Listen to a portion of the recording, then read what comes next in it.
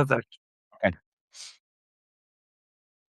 Okay, we're live. Okay, so first of all, thank you for joining. This is Shawn Harris. He's the Democratic nominee against the GOP candidate Clay and incumbent Congressman Clay Fuller in Georgia's 14th congressional district. This is Marjorie Taylor Greene's old district before she Quit. quit to get her pension. And I wanted to ask you first. Why did you wanna run in the first place? Because obviously you ran in the special election, overperformed, and now you're running, in the regular election. Why did you first wanna enter this office in the first place? Well, first of all, I wanna say thank you for allowing me to be on your show. I think this is awesome. I'm excited to talk to all the people that follow you. But the reason why I ran, and I'm not sure how many people know this, is when we got out of the military, my wife and I, when we actually got out of the military, and the reason why I say we is because being in the military is a family activity. So when got out of the military in 2023, after coming back from Israel, um, we bought our farm here in Northwest Georgia, in Rockmart, Georgia, with no intentions of going into politics. And then some fellow veterans came over to help me put up some fence for our cattle operation. And I had no clue that they were actually Republicans. And they actually asked me to run in the primary against Marjorie Taylor Greene. And when they actually said run in the primary, that's when I realized that they thought that I was a Republican also. And then I told them that I was a Democrat, thinking they would leave me alone. And they said less than a minute later, fine, we're still gonna support you. And still today, from that group of Republicans, still today with all the races that I've been in this journey to flip this district, that core group of Republicans continues to support me, and it keeps getting bigger and bigger every time we run. Last time we ran against Clay, we took all the Democrats. We took 80% of the independents, and we took 20% of the Republicans here in this district. So this district is changing little by little, and I'm just excited to go against Clay again in November. Yeah, that's very impressive. I think that sometimes we hear about how, like, especially when we're talking about all of this gerrymandering across the country, that, like, when they do all these weird districts that they make it so it's impossible for, um, Democrats to win these districts or be competitive in these districts, but I think that obviously, like, in theory, Georgia 14th is pretty red in terms of its, like, theoretical in terms of the numbers game, but, like, obviously, I think what was the percentage that you, came out short by in the runoff? Because I remember Well, you the way that I explain it is CD 14 is the reddest district in the great state of Georgia. And I would go on a limb and say it's one of the reddest in the United States. The great thing about what we're doing here in CD 14 is every time we run, we're actually closing that gap closer and closer. When I first ran against Marjorie Taylor Greene, feels like years ago now, but when I first ran against her, this was a 35 point district when it came to Donald Trump.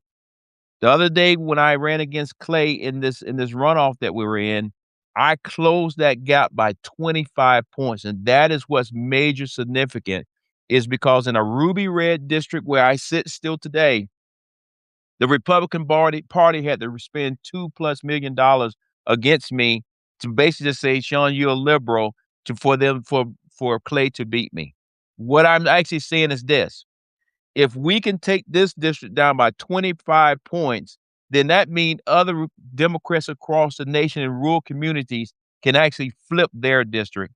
And the way I'm yes. actually helping Democrats across the board is now this time when we're in this particular race going into November, the Republicans got to spend money on me in a ruby red district, which that means they can't spend money other places. And as you know, what's happening down in Texas, it's gonna actually put the Republicans in a bad situation when it comes to trying to spend money, and I think this time they're gonna say, "Clay, you on your own," and because they're gonna say, "Clay, they on their own," we're gonna flip CD 14.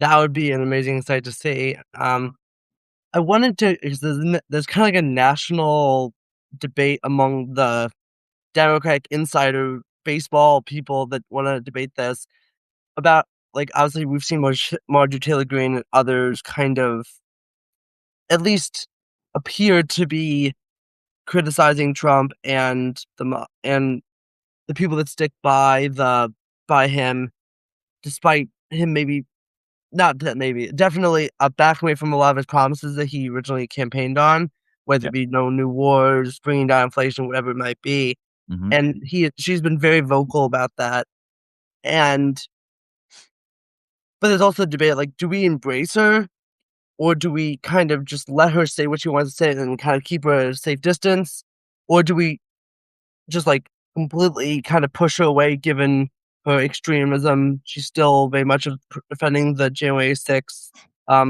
insurrectionists, and she still believes in Jewish space lasers and all this other crazy Mhm. stuff. Do we accept her? And also, in this race, have you reached out or has she reached out to potentially support you against Clay Fuller? Let me answer that in a very good question. Let me answer that in several different ways. One, Marjorie Taylor Greene 2.0, the original Marjorie Taylor Greene, and Shawn Harris did not agree on anything, period. Now, Marjorie Taylor Greene 2.0, or 2.1 is a different version of herself. That means that Marjorie Taylor Greene and Shawn Harris both agree that the Epstein files need to be released with documents to take care of the victims. We also believe that healthcare is a problem. If you remember, Marjorie realized that her son or daughter was turning 26 and they could not afford healthcare. And then she said, now this is personal to her. So I'm glad she finally got to where I've been the whole entire time, that healthcare, and we live in a healthcare desert. And then on top of that, Marjorie Taylor Greene and I both agree that we should not be taking money from outside organizations like APAC, which Clay Fuller takes money from, and I completely push back and say, no, I don't want your money. Then on top of that, Marjorie Taylor Greene and I agree that this war that we in Iran is a war of choice. Now, with all of those agreements, Marjorie Taylor Greene and Shawn Harris have never had a conversation in this lifetime. That does not mean that I'm not willing to have a conversation with her, but at the end of the day, Marjorie Taylor Greene on a lot of other different issues, like you said, the January Sixers, she has not changed her position. What I'm saying to everybody out here in the CD14 Northwest Georgia is that we can agree on certain things, but we can also disagree on other things. And where I am with Marjorie Taylor Greene has never said that she wants to be a Democrat, and Shawn Harris has never said that he wants to be a Republican. But on whatever issues that we can agree upon, I am the Democrat that says I'm willing to reach across the aisle and work with anybody on the issues that we agree upon to make lives better for the people here that live here in Northwest Georgia and then ultimately here in Georgia and then ultimately the United States. So that's how I would answer your question. I don't see Marjorie Taylor Greene getting involved in this race that I'm at this time, but I also don't see her actually supporting Clay Fuller. And I think that that is a very interesting dynamic because obviously, like, the thing is I think that Marjorie Green still has a following, Mhm. um, for better for worse. She has a following because she's kind of yes, like, because she still is supportive of the January 6th stuff and various other unpopular aspects of MAGA, she's able to, like, keep a lot of the MAGA following that just feels like, "I like Trump. I like Trump, a lot of his things he's said and done in the past, but he's not doing what he has promised to do in this particular term. He has betrayed his promises for whatever reasons they think he is doing it." Mhm. Um, Usually more conspiratorial, it seems, but it keeps up with the MAGA movement somewhat, the way Trump does a lot of conspiracies. Right. Is but, like, she is able to do that because she's like, there's a lot of mistrust among MAGA members, whether it be the war of choice in Iran or Epstein files being the two main ones, but there's plenty of other Well things he's well, done. just to tag on that just a little bit more, what has happened just since my last runoff election against Clay, where Clay, my opponent, has fully embraced Donald Trump, and he's trying to take the new mega um, uh, portfolio from Marjorie Taylor Greene. What has actually happened is anybody that was part of mega, but also went against Donald Trump, he is currently any of those elections, which is these primaries just happened, physically weighing in, trying to get every last one of them out of Congress. And I personally believe when I get there in November, pretty much everybody that was aligned with Marjorie Taylor Greene will not be in Congress. And that is when we're going to see what is truly going to happen to the Republican Party, but what is truly going to happen when it comes to MAGA, because it's a major split, a major divorce is actually happening. Now, if you notice, Marjorie always talks about America first or whatever that's supposed to mean. But at the end of the day, I believe Donald Trump has made a decision that says anybody who aligns themselves with Marjorie Taylor Greene in any way, I don't want them in this new Republican Party, which is the Trump Party. And what I found so interesting about Marjorie Taylor Greene and Donald Trump's, like, kind of breakup was that obviously, like, they kinda I always felt like they were kind of like 2 peas in a pod, like, given their policy similarities, um, their love of conspiracy theories, their, like, and various other things, but, like, what but despite all of her controversies, they always stuck together because she was always a pretty good defender of it, and they pretty much aligned on most things. But it wasn't Jewish-based lasers, it wasn't any other comment she said, she simply said, "I want" it was the victims of Epstein files. It wasn't even the ACA healthcare debate that she helped Right, get, right. um, across the to help get across the finish line in the House, Mhm, if unfortunately did not succeed in the Senate. Um, it was the Epstein file release, and I don't know what those Epstein files say, none of us do because he hasn't released it, mhm. but I do know that does not s it's clearly we do know that it mentions Donald Trump in some way because Yeah, his name is that's all over. Yes. been said by numerous sources and has been documented by many, people. Now, I don't know what it says, it could just be we know he was friends with him. We don't know what that friendship entailed, but at least a connection, Mhm. and I I don't know, I don't think Marjorie Green has accused him of anything, I still think she thinks that it's just very odd. I think the consensus among people like her, Thomas Massie, who are now both gonna be out of Congress come, Mhm. um, January, is that there's powerful donors of his and, friends of his that are in it in Yes. a negative light, not necessarily him himself, Right. in terms of illegal activity. Mhm. But I think that I found that very interesting given that was the thing that was one of the things he ran on from 2016, well, not even 2016 because that wasn't really an issue, but, like, it's from definitely 2020 on, was he was gonna release the Epstein files, 'cause that and a big part of the MAGA movement is, like, believing that, like, there's a secret cabal of government workers on both sides of the aisle that are working to, um, protect the wealthy and elite, and they thought that was completely Democrats, or at least Democrats and so-called rhinos. Mhm. Um, but what Trump ended up showing was that he and anyone that was defending him in this saga against Marjorie Green, Thomas Massie, and others were part of that same Yeah. cabal, for whatever reasons. You know Um, you know, so Marjorie another thing that's different with Marjorie, did I lose you? no, I'm here. Okay, for whatever reason, I can't see you anymore. I looked down. So can you see me? Yes, I can see you. Oh, perfect. Then we keep talking then.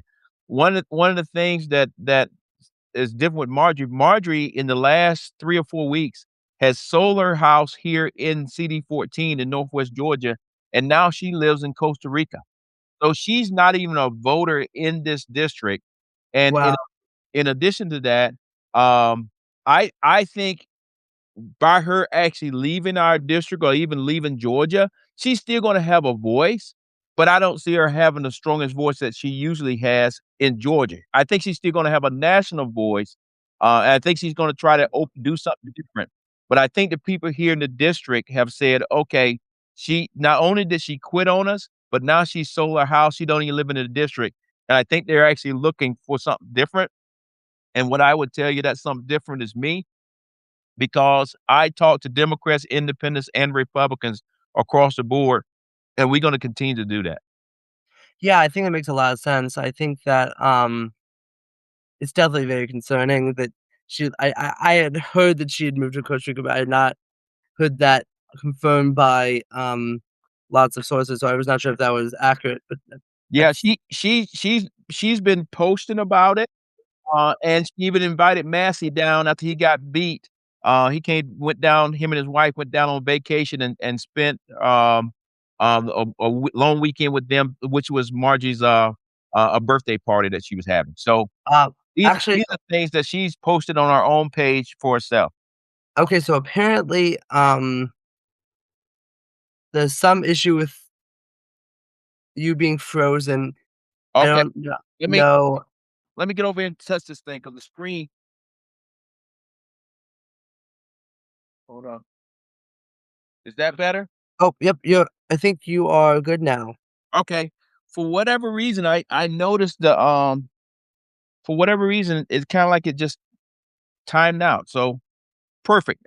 I apologize to everybody that was out there on the social media world, but we're back now. Can you see me moving around? I can see you. I can see you, yes. Perfect, let's go. Okay, so, I wanted to ask, obviously, so you talked about how, um, you went from it being an all plus 35 district just a few years ago to Mhm, now being you only lost by 10 mhm. few just a while ago.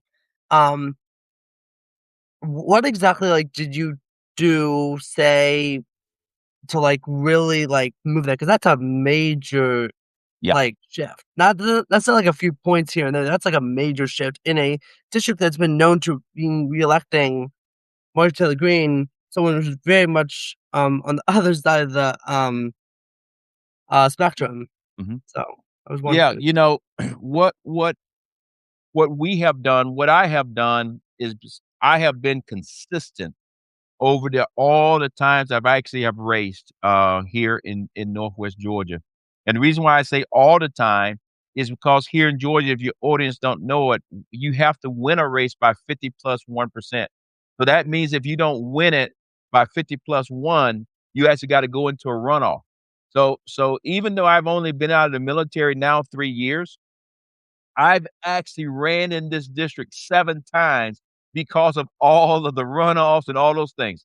So for I look at it like this is I've been consistent with my message, and that message is very clear kitchen table issues, issues that affect everybody across the board, no matter which t-shirt that you want to put on or whatever. I stay laser focused on how are you going to pay your bills? Do you have a job? Um, um, can you actually get health care? Can you buy a house before you 40 years old? Is corporate America here in our district buying up all the houses like they are? All of these things every time we go into another election season like right now, my message becomes truer and truer and truer because right now with this war of choice that we got in Iran, the Street of Hormuz, those prices continue to go up. And something I have said when I'm on News Nation talking about the war as Brigadier General Harris retired, doing the analysis piece of it is this. When I look at my district and when I look at Georgia, a center of gravity is going to be our farmers and our small businesses and just mom and dad. And what I mean by that is as this war goes on in Iran and we can't get goods to come through the Street Hormuz, The farmers are feeling it when it comes to diesel prices. They're feeling it because they can't get fertilizer and all those things are high. Small businesses are feeling it because when they actually get things brought to their stores, now the trucks that bring them there are actually having to charge additional fees. So that means when mom and dad go to the grocery store, when you go to the restaurant, when you go anywhere, the price has went up. And Yeah. then on top of that, when you go and put gas in your own car, when President Trump says that he doesn't care about the American people's financial statement, he Wow, is clearly yeah. told you to your face that he don't give a damn about you and your family, period. And as long as Shawn Harris is out here saying, "I care about you, I see you," Donald Trump, Clay Fuller is more concerned about billionaires, and I'm more concerned about you and your kids and grandkids. That's why I'm getting all the votes. And on top of that, we out there knocking on doors and talking to everybody we possibly can.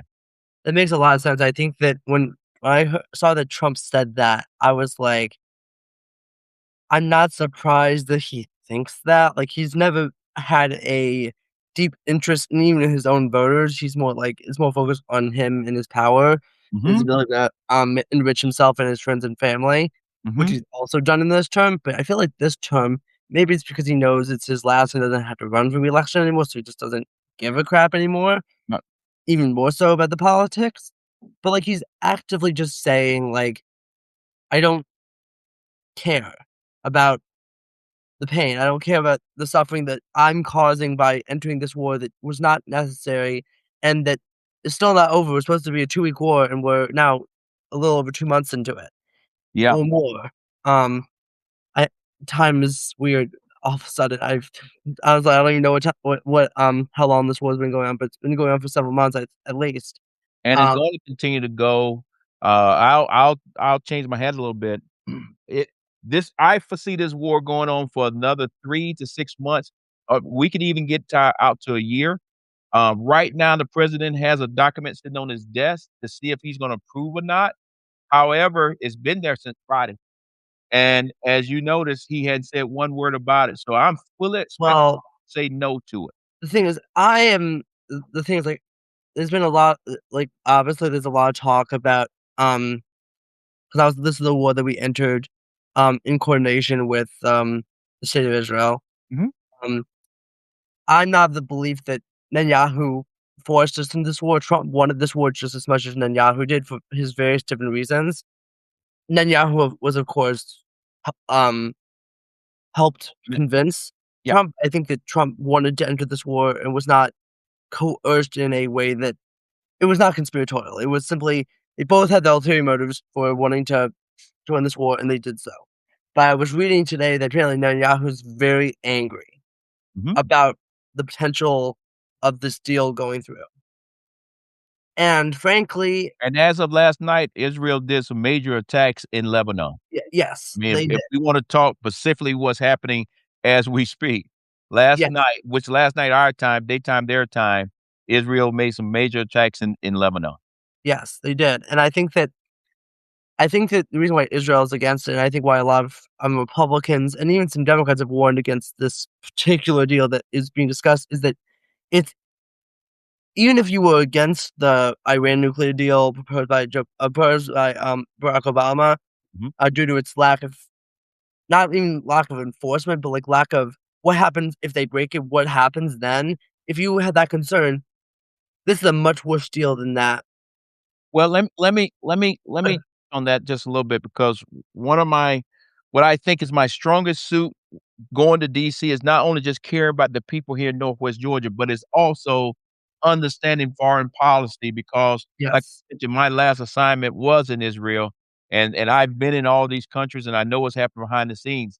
And the reality of it is, the agreement that we had under Obama was an agreement, signed agreement, and everybody was following it. And on top of that, we had the people that could go in and check to ensure that Iran was not breaking the rules.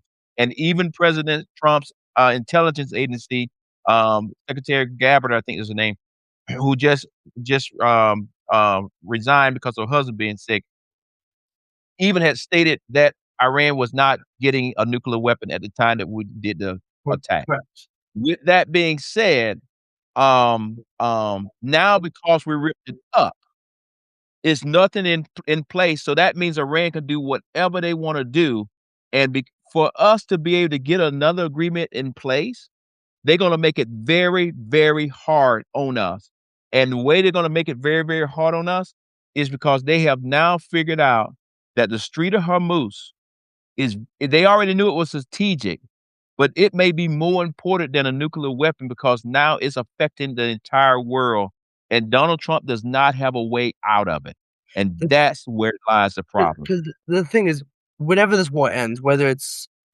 next 6 months or the next year or it turns to be, unfortunately, maybe, a forever war until the next Democratic president comes in and stops it, hopefully. Um, And let me just say this before you throw your next question. I am a product of forever war. I served in those wars. And a person that served in those type wars and actually led men and women in combat and have seen it, the last thing that I want for your generation is for you to have to be part of another forever war. And that's why we need people like me in Congress that have actually seen it, tasted it, and can't sleep from it, yes. be there so we actually have the backbone to push back on the president. Because right now the cats that are up there in DC are scared to do their damn job, and that's why the president is being able to do whatever he wants to do. Yeah, I think it makes a lot of sense, but I think that my main thing is that, there's obviously a lot of like, whenever this war ends, Mhm. look at America and frankly the entire world that obviously wants a non-nuclear Iran, um, is gonna be a weaker spot than we were before we started this war because, like you said, that Iran didn't know the strategic value of the Strait of Hormuz to its full ability to that which now they do.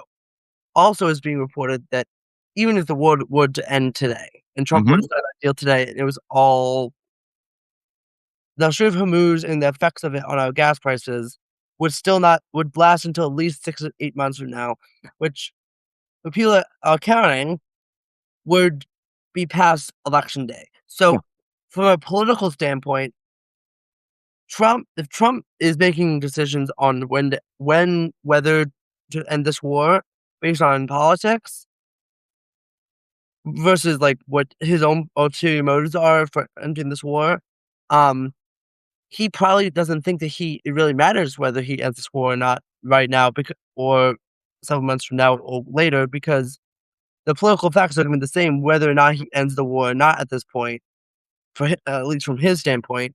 Um, but another issue I wanna get to is, like, obviously, we've seen a lot of pushback to, the most recent, um, insurrectionist, slush fund that we've Yeah. seen pop up Mhm. out of the Trump White House and Mhm. DOJ. I don't know, I'm sure, Clay is supportive of it, Yeah, Clay's a supporter of anything that Donald Trump says, but and that is the piece that hurts us here in Northwest Georgia. I feel like that's such a, like, even people that might not have had so much, like, opposition to January 6th, like, it was not enough for them to stop voting for Trump, Mhm. still might not want funds to be going to cop beaters and various other people that have now since been, convicted of pedophilia and various Mhm. other crimes Mhm. after pardoned back in January 2025. Mhm. They still might especially when they themselves are struggling because of Iran or various other issues, Mhm. and they're like, "Wait, so we are struggling, we didn't commit any crimes, we're not getting this extra money, but these criminals and later convicted pedophiles and various other things are getting lots of money. Right. How did that I'm sure that doesn't play well, and I don't know who's criticized this on the Republican side in your district or in the state of Georgia, but I wonder how much of an issue this is gonna be in November for you. I would tell you, I think things like this right now is just more white noise. At least here in our district, everybody's focused in on the economy. Everybody's focused in how they're gonna be able to pay their bills, and until that changes, unless we get into a major war in Iran and our sons and daughters, because many of the young people that are actually, overseas right now are from everywhere, but we have a significant amount that's from Georgia. Um, if we get into a ground operation and now a lot of people getting killed, that in itself could actually have a great effect on the war. But right now, the number one issue that affects us here in our district and in the state of Georgia is affordability. And like I said, when I say affordability, I actually break it down into kitchen table issues. So I believe that Congress, because Republicans don't even like this slush fund, I think when they get back to work tomorrow, Monday, you're gonna see where they're gonna continue to slow roll this thing, and they're just gonna try to make it till it's time for them to come home and then ultimately con just come to campaign season. I think the thing that we need to be watching, at least from my district and from the great state of Georgia, is will Congress actually pass the Farm Bill? Yeah. And because, like I said, here in our state, center of gravity is gonna be the farmers and small businesses. And right now, is a lot of talk about the farm bill, but we're gonna see what's gonna happen coming back from the Senate, going back to the House, and will it actually ultimately get passed? Or will it just be a whole bunch of lip service? And I will say this, you can go and check the records and everybody that's following, you cannot find where Clay Fuller has said one thing truly about the Farm Bill and the farmers talking to our district since the time he's been in DC, and he's not gonna do anything. Yeah, I think the Farm Bill, if I remember correctly, I remember this was released to staff from a few years ago. There has not been a full Farm Bill, like, in its Right, full since entirety in, like 2000 right, since 2018. yeah, so it's been a long time, and given the fact that Republicans have controlled, um, besides 2 years of that time, Mhm, between 2021 and 2022, mhm, um, that Republicans controlled some level of government to keep it from passing. mhm, Um, and then even in those 2 years the Democrats had trifecta, there was a situation where you had a very narrow majority in the Senate and a very narrow majority in the House, and you mhm, had people who were chiming in, and you had the filibuster in the Senate that kept things from getting anywhere.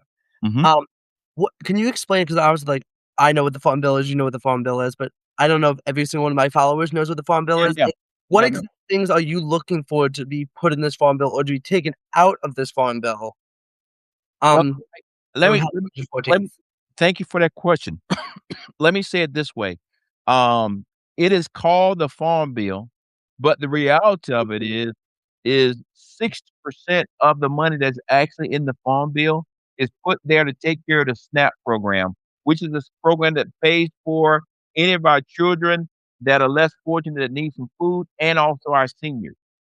And that, to be honest with you, is where the rub is in the Farm Bill is because they wanna take that money some of that money out of that part of the Farm Bill so they can pay for some of these other things that the big, beautiful, ugly bill actually has now cut. The other piece of it, which is the farm side of it, is strictly there that when farmers are in a drought or in a wildfire situation or some kind of natural disaster, and they need to get back on their feet with their farm, that money comes to help them get back on their feet. With that being said, because the farm bill is still based off 2018 prices, many Yes. farmers today are actually going bankrupt. I think the number is roughly about 53 farmers per day is Yep. going bankrupt simply because if they were in a natural disaster or something like we've seen the fires and all these kind of things, when they try to get back on their feet and if the government gave them some money, those same poles they put up fencing cost more today, and they can't get themselves back whole. So the farm bill and it's to your audience, the farm bill is something that we clearly need. And the reason why I am pushing it is not because I'm a farmer. It's because as a kid, I am a product of having SNAP. Yes. And I have worked hard to get on my own 2 feet, but I don't wanna put any kid or any elderly person that's in a situation in the richest country in the world where they can't feed themselves. And Agreed. I think fundamentally wrong with that if we are actually saying we're gonna play games with the play games with the farm, bill and cut out a significant amount of money out of SNAP because we're trying to make it out that people been stealing the money, which is 100% BS. I agreed. I think that I know that there was a, vote in a committee in the House, like, I think it was now, like, a month or so ago. Mhm, That was a bipartisan vote. I think it was pushed by, like, Thomas Massie and some other Republicans and some Democrats, and it went against, like, the middle of the country Republicans, mhm, um, that wanted to protect agribusiness and other things like that. There was a thing to, allow pesticides and yep, various other, substances to be I think it was, like, subsidized in this bill. That mhm, was removed from the mhm. bill. At least we'll see if it gets added We'll back in, it has to be removed right. again, but Right now, it is actually over in the Senate. It yes. is inside a committee. We'll see, when will it come back out of committee or if it even If. will come back out of committee Yeah.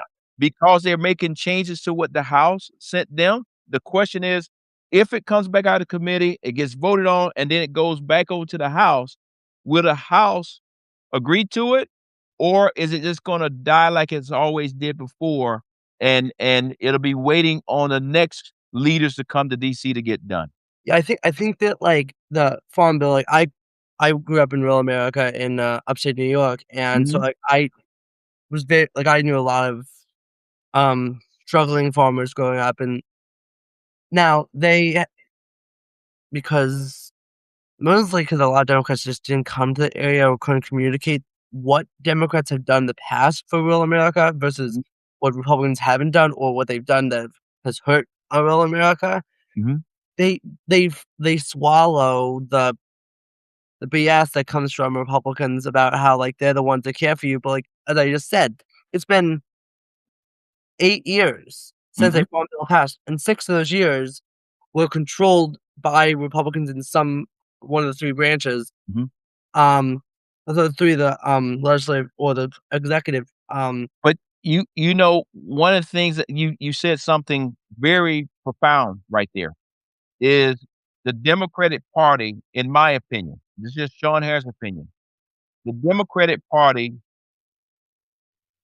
it looks as if it has walked away from rural America. I'm not saying that's true or not true, agreed, but agreed. what I will say, if the people in rural America where I live actually believe that the Democratic Party has walked away from them, then the Democratic Party needs to do something extra to ensure Yes. that the people here in rural America know that we actually care about them. It is that's not where we're gonna go to the cities.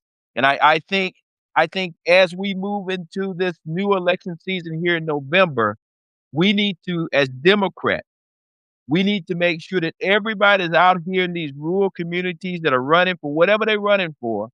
The Democratic Party needs to get in behind them because at the end of the day, elections are going to be won on the margin, and that margin is gonna come from the Republican Party, and right now come from the rural community, and right now, the Republican Party is turning their back. They doing a whole bunch of talking to the farmers, but they're not doing one doggone thing for the farmer because time is running out, because we're planting right now, we're doing all kind of things, and yet Well it is happening for 'em. the right now, the Republicans are struggling and but they're focused on this new I would say kind of the big, ugly, beautiful bill, whatever you wanna call it, Mhm, 2.0, mhm, I think they're calling it the Secure America Act, which is mhm, focused on funding, um, ICE and, um, other programs like that and working to further cut programs. And but the debate right now, and there's 2 things that have really upended this bill, even though this is supposed to be a Republican reconciliation bill, which means simply Republicans can pass it on their own. So the only reason it's not passed is because Republicans are divided because of 2 things. And the 2 things that have nothing to do with housing security. mhm, It's the big, beautiful ballroom mhm. and the slush fund. And Right. the thing is, neither thing is popular with the voters. They Mhm, because they both reek of, like, let them eat cake type of mentality, and some Republicans in the Senate have really, because you only need 4 Republicans to speak up against any bill, Right, which isn't a lot. It feels like a lot given the subservience in Congress, but it's not a lot of people to stand up in an election year to say, "No, we're not gonna sign up for this," even for the political reasons of just it's not popular. right. And so you saw them originally, this was to pass it out of the Senate Mhm, previous this last Thursday, mhm. but they couldn't because they didn't have enough votes. So they sent everyone Right. home for Memorial Day break, and now it's who knows what's gonna And happen. I don't think they're gonna have the votes when they get back Yeah, no, I because don't think so either. at the end of the day, just like you and I were talking about kitchen table issues or the economy, whatever, or the affordability, whatever you Yeah, wanna call it, the Republicans, when they go home, they're yes. hearing the same thing, and people are saying to them, "What is this stuff that you working on? How is this gonna make our lives better?" And the reality of it is putting money into a ballroom, putting money into whatever else Trump's wanna put money into is not making everyday people lives better, and that is the reason why you see those Republicans actually saying, "Wait a minute, I can't attach my name to this." I think that also you have the aspect of where a lot of Republicans are also kind of demoralized because they've seen in the last year, Tom Tillis was kind of pushed out. Uh, Mhm, Bill Cassidy was, primaried out due to Trump, mhm, due to simply voting one time against Trump in the yep. 2021 impeachment. 9.9% he's been with Trump. Yeah, and also, like, he did support, RFK, and he's the reason why, children are dying of various diseases they don't need to be dying Right, from. As a doctor, he should be ashamed. But yep, so he did that, and he made one vote, and that led to the end of his career. And then you had, recently just John Cornyn in Texas, mhm. lose to the horrific Ken Paxton, and so they're like, and these are people that I would say probably, maybe minus Tillis, up until this primary, were probably gonna vote that way, but they're like, "Well, why should I do this?" Yeah. Um, so I think you're gonna see other people, they're like, "Why are we gonna support this thing that's politically unpopular?" But also, in some ways, like, there's gonna might be some people that are like, "Okay, let's approve it. It's gonna be politically unpopular. Let's see Trump have major losses and just double down on it and make Well, Trump I do the I change." tell you what I'm watching is right here in Northwest Georgia, I'm watching Clay Fuller, and Yes. everybody in our district, Republicans and Democrats and independents are watching exactly how does he vote, because right now, Clay has tied himself 100% to Donald Trump, and it is very clear that these policies or bills that you're talking about will not help people here in Northwest Georgia or really anywhere else in the United, Nowhere. but specifically right here in Northwest Georgia. And I'm gonna be watching, and all of us gonna be watching to see when will he push back, or is he nothing more than a rubber stamp for Donald Trump?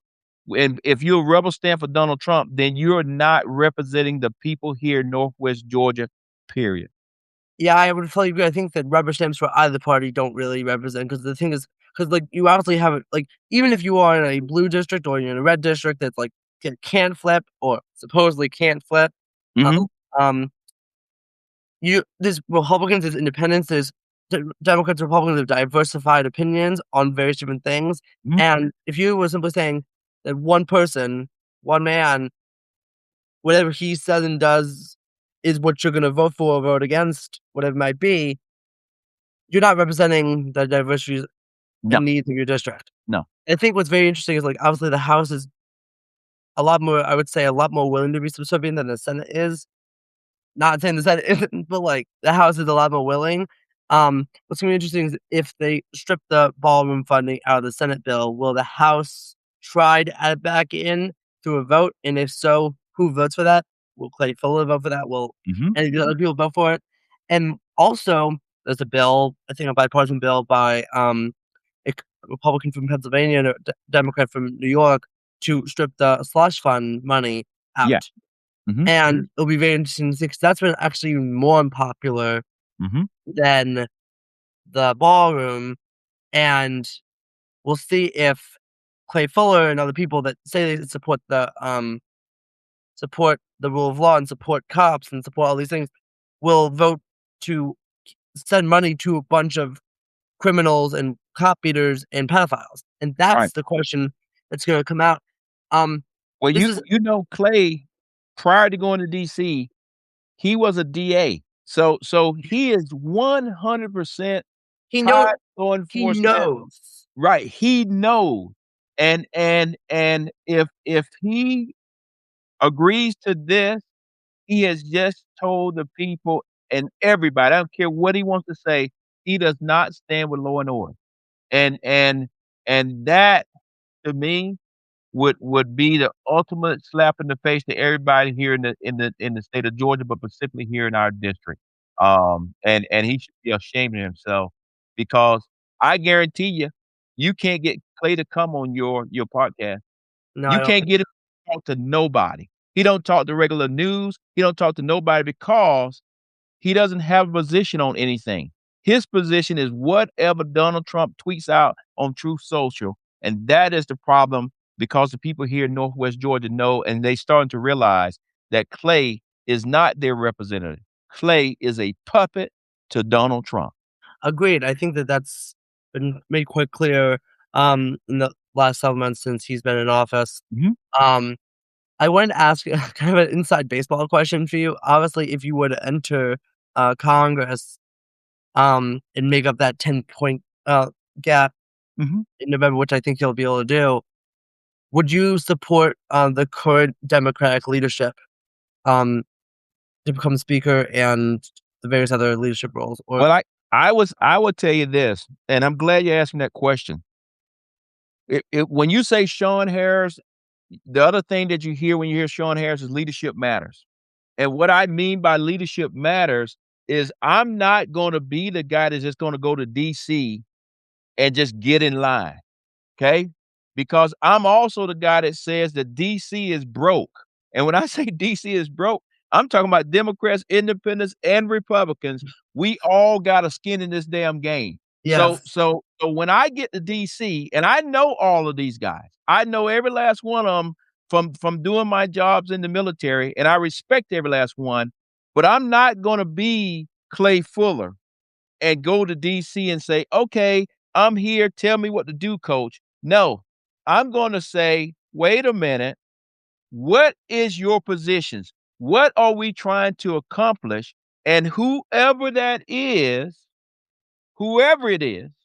if I agree with what they're trying to do or I agree with portions of it, I'm gonna make sure they're aware of that, and then I'm gonna get in behind whoever best fits the agenda for the people here in Georgia, but specifically the people here in Northwest Georgia, because everything that the leaders are pushing for is not always best for rural America. And until they actually get a line on there where they say, "Okay, how does it affect rural America?" That whoever that person is, if that's Jeffries, if he don't have that in his portfolio of what we're working on, he does not have my vote. So you got it, play it, send it to him. That's just pure leadership on my part to say, I don't want to go to DC to be a flunky. I'm going to Great. DC to represent 800,000 people here in Northwest Georgia, and that's what we're gonna do. I think that that makes a lot of sense. Like, I like Hakeem Jeffries, I just don't know if he's the person that can lead a majority. He might be, I don't know. I don't He's never know. had the chance. He's never had the chance. But I will say, I would like to see a plan yesterday of what type of oversight, what type of bills we would try to get passed in a Democratic majority, but more specifically, what we wanna do in 2028 when we theoretically then would have a trifecta, hopefully. Um, and what is the plan? What's the plan on AI and data centers? That's, I would say, one of the biggest threats to rural and, Yeah. suburban America, even, any all of America, but We especially got data centers popping up everywhere here in Georgia, and it's all over the spectrum. So I agree with you. When I talk about what is that plan, and I say "Rule America," some people may say, "Well, Shawn, you don't have to say "Rule America." If I'm a firm believer, Yes. leader, and I've been a leader for a long time, if you're not intentional about what you're talking about, but you start being very generic, then guess what? You're not really talking about anything. So Yes. I want you to say "Rural America data centers," because if you say "Rural America data centers," now you're talking about land that farmers own or somebody else own Yes. that's being taken. Th So exactly. let's be intentional about what we're doing so we can actually put policies together and get Ex at the real problem. exactly, 'cause, like, I think when people talk about data centers, they at least some people, when they talk about data centers, they're like, "Oh, yeah, they'll just fill up this magical land that just is somehow open." But the thing is that open land is not open. It's open farmland in most cases, and that's someone's land likely being bought out by it's been bought out by agribusiness, now it's being bought up by, tech business and AI business, and pe rural America's already been hollowed out, so the thought process by DC is, "Why not hollow it out more?" And I don't think Well, that's I good. I would tell you, and I'm not a conspiracy guy at all, No. but I will say this, like we talked about the farm bill, we talked about all these kind of things. I would not be surprised if somebody's saying, as long as we can slow roll these things, more and more farmers are gonna go bankrupt. Hence, more and more small farms are gonna go on the market, and if Yep. other farmers cannot afford to buy it, then that means corporate America or somebody else, billionaires, can come in here and buy up a whole bunch of land, and then guess what? They own it. If they wanna put a data center on it, they can put a data center on it. Well, my concern has always been about the data centers is, like, I think that I wouldn't say it's a conspiracy, I would say that it's like, we've seen corporations control our politicians through, corporate PAC donations. Mhm, Yes, you have APAC, but, like, frankly, that's one of the 3 PACs that's, most powerful in Democratic primaries, but, what's more powerful is AI and crypto. That's mhm, a lot more they spend a lot more money, and they are not talked about as much, and I you have to wonder why those are not talked about more, because a lot more politicians have been corrupted by the AI and, crypto PACs than APAC has. Now, not saying that that's not a issue, but mhm. the thing is, in terms of the long-term future of America, in terms of the long-term future of America, rural, suburban, urban, data centers are gonna be a lot more risky than a foreign policy decision across the world. Now, Correct, because it touches you. this It's is our right down the street from this your is our house. jobs, this is our environment, this is our everything is gonna be Mhm, touched by this data center issue. mhm, And people talk all the time Republicans talk all the time about NAFTA and how awful of a decision it was, and it was. But mhm, any person that doesn't my opinion, that doesn't support heavy restrictions on data centers, in my opinion, a data center moratorium, but something, uh, is gonna be responsible for what I've called on my Substack the digital NAFTA, and it's gonna be way worse than this because it's gonna be digitized, people are gonna lose their jobs in across all, yeah. um, I I careers. I think I think Congress should put some guidelines out there when it comes to the data centers. Because what I'm seeing right now is, just here in my area of Northwest Georgia, every county and every city is having conversations with leaders from the data centers. And and and it's pretty much nobody's actually talking to each other, and you're gonna find out where you're gonna have some data centers that are actually in the city limits, and in the same county, you're gonna have some data centers that's out in the county, and you're gonna and 4 or 5 years down the road, you're gonna say, "Well, who who's paying for the water bill? Who's doing all these things?" And that's all I wanna make sure is that we slow down and Yes. make sure we have some guidelines so that we don't put ourselves in a situation or we don't put our citizens in a situation of saying, "Wait a minute, how did a data center end up right down the street from my house, and now I hear this hum that they talk about all the time, or the water bill is extremely high because the data center is not paying their part." I think that you have an issue with the thing is, like, I don't know what the solution is, but the thing is we're still behind on regulations for social media from 20 years ago that has led to children and teenagers committing suicide because we didn't care enough to regulate it because we were so fearful because Congress people told us to be fearful Mhm. of the fact Mhm. that lose the social media race to China and now being told the same garbage about AI and data centers. The thing is, yes, China's a threat and we don't want to be losing anything to China, of course. But we No. also have to make sure that we're not losing our humanity and our jobs and various other things. Because when we lose these jobs, where do you think they're going? Who do you Yeah. think is gonna take over that gap? China. So it's and the thing is, I think that China is a great boogeyman, like, and it's not just a boogeyman, but, like, it's a great boogeyman. And but what's it's a great thing to distract from the fact that these corporations are telling people, "Vote this way because if you don't, we're not gonna support you in your next reelection." Yeah. And what scares And me I about would tell you, China is that I would tell you, I am so proud that I'm not taking any money from all these crazy, organizations like crypto and all this kind of stuff, because I made it very clear, Shawn Harris is not for sale, period. I wanna go to Congress and fight for the people in this district, and I believe that the people in the district is my ball. That's the only people that I'm gonna answer to, and I would tell you, I was blown away when Clay announced it on his own social media page that he was taking money from AIPAC. I was just blown away. It wasn't something that I had to do the research on. Hell, he announced it himself. So when I saw that, I said, "Look, regardless of where you stand with AIPAC or whatever, it blew my mind you would promote it. that he announced it, stood behind it, and still he's getting votes from young people or from people." And because when it comes to AIPAC, it doesn't make any difference you're Democrat, Independent, or Republican.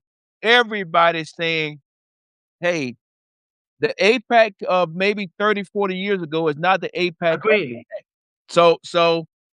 And Shawn Harris, I'll say right here on your show, I will never take one dime from AIPAC, and when I get into Congress and have to fly back over and talk to the people in Israel and everywhere else, they can sit across the table from me, and I'll tell them point blank, "Hey, guys, you cannot influence me. I am not for sale, and my seat is not for sale. We're gonna do what's in the best interest of the people here in the United States, period." I think that one thing that's often the lie that's always told is like, "Oh, you can't be competitive. You can't win if you don't take some money from the PACs to compete with Republicans who universally take money from various different PACs. Democrats have to until we can get rid of Citizens United." But Le let what let you've me just shown say is you this. made a 25%, you've got rid of a 25%, um, and made it to a 10% with no core PAC money against various people that had taken many cap money PAC money. That is just proving that that is just a complete lie. 100%. I am the poster child for the guy who says publicly, "Hey, I don't want your money. I'll take money from small time donors, $5, $10, $25, whatever it is, and we can win this thing." But I will also say this, if the good Lord says that I'm supposed to be the congressman here in the great state of Georgia, I'm gonna win. The reason why I don't have to take any PAC money or take any of this crazy dirty money is because I am not the guy who's saying, if I don't win, that doesn't mean I can still do things for the people here in Northwest Georgia. And I think that's what happens to some politicians. They get so focused on being that politician or becoming something like a celebrity that they Yes. actually sell their souls. And Shawn Harris, I am not for sale. I'm proud to say that I'm a veteran. I'm proud to say that I've already stood up for this country, and I'm proud to say I'm gonna stand up for this country again without anybody buying me, and I'm gonna raise my hand just like I did when I was 17 years old. I wanted to ask you because you mentioned that you were in Israel in your last, when you last were, serving. Would you would you mind, like, sharing? Because I was like, the foreign policy regarding Israel has been very controversial, very, would you 2 questions, I guess this is a yes or no question, I guess, Mm, and mhm. Um, do you And you support know when it comes to Israel, it's hard to go with yes or no, but yes, Yeah, answer fair your enough, question. fair enough. Do you support, blocking offensive aid, to Israel at its current juncture? I will say this, based on my experience and my relationship with everybody in Israel, the leadership, the politician side of Israel, but also the people of Israel. And because my wife and I, we lived there for 2 years, we know that rockets come into Israel damn near every week. It Yes. is it's somebody trying to take Israel off the map. What I will say to your audience is this: you get me to Congress because I am the only person, I'll be the only person that's actually sitting in Congress that actually knows what's actually happening in Israel. I will be your greatest voice at the table to make sure that we work this situation out and get it where we need to be. Because right now, yes, Israel and the United States are very close partners, and we do a lot of things together on the top secret side.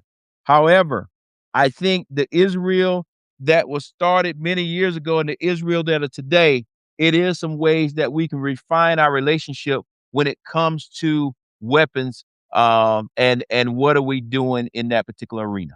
And I would assume so do you support, continuing like, regardless of the offensive weapons, would you support, continuing the defense aid regarding Iron Dome, David Sling, and various other defense, aid? Yes, I believe, and I've seen it, I lived it, I've been there when the rocket's coming in. I know Yes. that all of those things that we now talk about, because the president talked about it publicly, those things are keeping the people of Israel alive, but they also keeping the people in the West Bank alive, they keep the people in Yes. alive. So when I look at Israel in that region, I wanna make sure as Sean the politician or Sean the general or Sean whoever I was in past lives, senior military official to Israel, I wanna make sure that I keep that entire area safe. Now, with that being said, I think it is some conversations that we could have with Israel leadership in the future that says, what's gonna be our relationship when it comes to Palestine? What's gonna be our action that's happening in the West Bank? And the reason why I can say all of these things here on your page is because I'm the only politician that's running that can say, "I've been there, and I wasn't there on the weekend." I live there. I know the people. I care about the people, but at the same time, I also care about the relationship, and I care about the people in Palestine, and I care about the people in the West Bank, and I know bullshit when I see it, and I'll call that out on your thing, but also when we get behind closed doors. And I think that's what we need when we send people to DC that can go Yes. over to Israel and have a hardcore conversation, but at the same time, understand that we're still friends because I believe friends should have tough conversations because our enemies don't want us to be friends. Agreed. I think that that makes a lot of sense. I wanted to ask, like, some real yes/no questions. Do you support, overturning Citizens United? Yes. Banning prediction markets? Who? Banning prediction markets? Is those the guys who are out there betting on if we're gonna go to war or not? Yes, all of them. Yes. Yes. Uh, I'm do you I'm not as young as you, so you got some time to explain some of these things to me. yes, I would, so there's, I would say, do you support, ending all stock trading? Yes, as far as when it comes to politicians, I don't believe we should be doing any of those things because right now, as you know, Margie got rich while she was in Congress for 5 years. Yes, and the only thing and she coincidentally, she resigned the day after her pension, kicked in, She's gonna get a paycheck the rest of her life and and now insurance. now she's living in Costa Rica. Yeah. Nice little vacation home. But, the thing is and then I guess my last question is, would you mind sharing with the audience, how they can support, donate, what how Yes, yes, like you yes. just said, you're You know, not taking money from, the PAC, so you do need this money. I do need this money, and the first thing I would say to your audience is this: first of all, thank you, and thank you, and thank you again. But on top of that, um, I wanna be a leader that you can always talk to, you can always challenge. You can say, "I don't agree with Shawn on everything." However, he's willing to listen and he's willing to have the conversation. And from those things, we can actually get to yes, whatever that yes is on. My campaign, the way you can find me is ShawnForGeorgia.com, and you can spell that Shawn any kind of way you want to. The real way to spell it is SHAWN, but any way you want to type it in, it will take you to my website. I'm proud to say if you go to my website, you can donate money. But on top of that, I'm doing something different because leadership matters. If you go to my website, we are now putting not only where I stand on policy, but putting my real plans on the page because I want the people in Northwest Georgia, but really all around the world to not only know where I stand, but what is the plan when I get to DC? Because I think too many times when people get to DC, they were only talking in sound bites. They didn't have a plan. Yes. Everybody had to follow somebody. If you go to my website, you're gonna see that we actually got real plans going up on everything that we kinda talked about today. Yeah, I think it makes sense. I think that oftentimes, like you just said, there's a lot of platitudes offered with slogans and like things sound great when you say them, but when it comes to like, what is your plan to get this executed? And when they press on that, they either can't do it because they either don't plan to do it or they don't know how. And I think that having a plan and having it clear, like this is exactly what I support. These are the type of bills, whatever it might be. And so yeah, that makes a lot of sense. And I'm glad you have that on your website. Yeah. I wanna say to your audience, but your audience is a little bit younger than me, I'll say it that way, which is cool. Um, please go if you can give me money, but I would encourage you to go to my website, read all of that stuff, and then send my team a note, um, that's personally to us to tell us how can we tweak it or what you agree with or whatever, because I wanna make sure that come November or come January when I actually go to Congress, I wanna make sure that hey, just like the Republicans went in there with this Project 25 plan that everybody said they wasn't gonna follow, and Donald Trump said he didn't know anything about it, I wanna go to DC with a plan that's laser focused on Northwest Georgia and the United States as a whole, that we now got a playbook, and it'd be great to get y'all guys' feedback when it comes to education, when it comes to generational jobs, when it comes to my positions, when it comes to foreign policy. It'll be just great to hear. Yeah, thank you for that. I recently did a piece about creating our own like Project 2029 for lack of better terminology. And I think it was actually one of my most popular pieces so far. Um, in my last 8 months of being as on this platform, it was one of my most popular posts because I think people, like you said, leadership matters. And the fact that we don't have a clear, like, this is what we want to do in the next coming years, and this is what we want to do when we have a trifecta, and we actually have full government ability to actually do this when we don't have Republican obstruction. This is what we want to do, and this is how we're going to get it done. It's very clear. And I appreciate you coming onto the show and I fully support your election. I hope you can make that deficit of 10 points up. I think you can. Um, Especially if Trump keeps doing everything in his power to make sure Democrats win, which Yep. is his main goal, I think, right now. Making sure that he like it's an entire mess, and we need more people like you in office. Yeah, and I thank you for allowing me to come on your show. I thank you. I see all of your people that are following us. I wanna personally thank them. And I think when we see this 200th birthday of our country, I think everybody need to look at it and say, "We're glad that States is here for 250 years, and we wanna be here for another 250 years," but the question gonna be has to be asked, are we celebrating the United States, or does it are we celebrating Donald Trump? And And I and think I it's think yeah. see what we're doing on that particular day. Well, we did see thankfully, we saw a lot of those people back out, but we did see Trump try to do his little, celebration with all the headliners that now all but I think 2 or 3 have backed out at this point, Correct. and I think that that's just I think that's very important that we just and also we need to make sure that we're celebrating what America was supposed to be rather than what America is right now, where it's not completely fulfilling its promises that was made 250 years ago by our founding fathers, and I think that you can be patriotic. I think honestly, in this moment where we are trying to fight for our country, fight for our democracy, it matters that we are patriotic, not for the country that we are right now, not for the leadership we have right now, but for the leadership we want and the values we set forth 250 years ago this year. So I think that that's Let me just say one more thing before we hop off, because I know we both gotta go, is this next election that's coming, I personally don't care who you vote for, if it's a Democrat, Independent, or Republican. That I could care less. That's your decision. But what I wanna say to everybody out there, I want you to go and get registered now. I yes. want you to study the issues, and I want you to vote for whoever best represents you, your family, and your grandkids. And the reason why I say it that way is because sometime when you vote, your vote may not actually be for you.